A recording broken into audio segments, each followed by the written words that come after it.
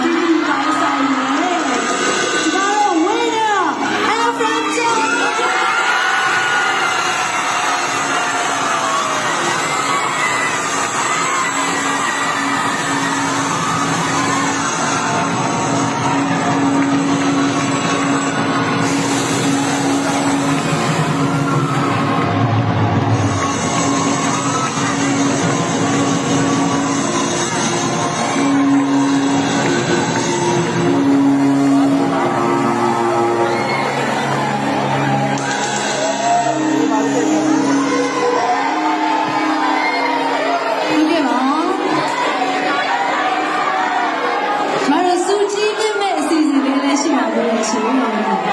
ကျောင်း congratulations ပါဒုတိယဆုကိုရရှိပိုင်ဆိုင်တာကတော့ညီမလေးနန်းဒီဖြစ်ပါရှင်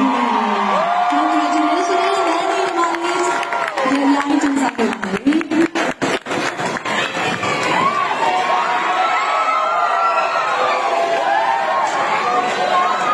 ဟုတ်ကဲ့အဲ့တော့ကျွန်တော်တို့စုချီးမြှင့်မဲ့အစီအစဉ်ဖြစ်ပါတယ်ရှင်အဲ့တော့မြန်မာ Star Season 2ရဲ့ winner မောင်လေး Abraham Joe ကိုစုချင်းငွေချီးမြှင့်ပေးဖို့အတွက်ကျွန်တော်တို့မြန်မာ Star ရဲ့ founder ကိုချစ်ခင်စွာဖြင့်ဖိတ်ခေါ်ပါရရှင်